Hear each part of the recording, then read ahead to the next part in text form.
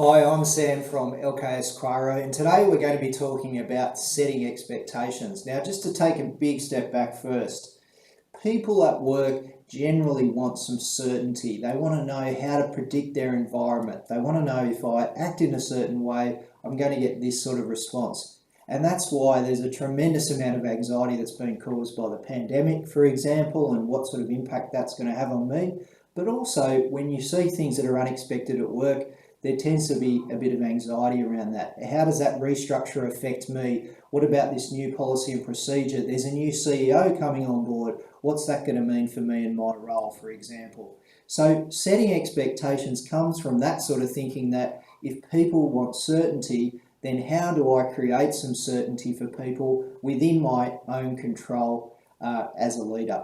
So certainty is often thought about at work pretty easily when it comes to commercial things. And commercial things, what I'm talking about here is money, the sort of revenue we want to generate, the sort of costs we want to incur or don't want to incur. And so we can say to someone, I'd like you to hit this budget deadline per month or per year, or some sort of team has some kind of expenditure thing where we don't want you to spend over this amount per annum or per month. So that's the commercial expectation setting. We might have some technical expectations as well. This is what I want you to do when an incident happens. I'd like you to submit this kind of safety report, or this is how I'd like you to interact with our new asset management system. This is the sort of training and skill development you need to do in project management. That's a technical expectation, but there's a third one that we can miss, and that can be the most difficult to clarify, and that's social expectations at work.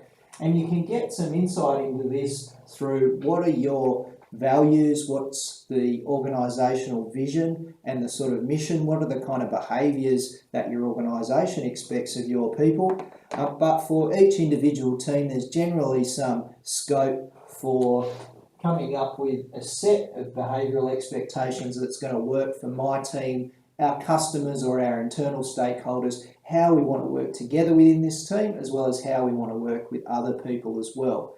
And we would say, if you're thinking about anyone's performance, have you set clear expectations about commercial things, technical things, but around this social part of work as well, because often that's a neglected part. What are the sorts of behaviours I expect of different people within my team?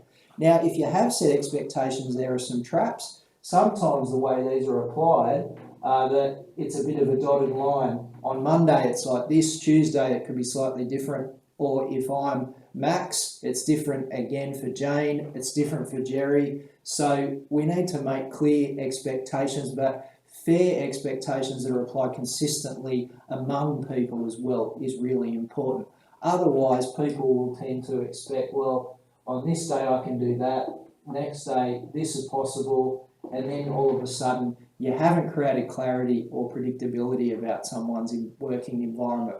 So, taking a big step back, setting expectations is about predictability. A leader can do this by clarifying the social part of work. What do we expect in terms of people's behaviour? The technical part of work, what about people's, how they're interacting with systems and their technical discipline? And the commercial part, so how much money should we be spending, how much costs should or shouldn't we be incurring? And that way you're creating a more productive work environment for everyone.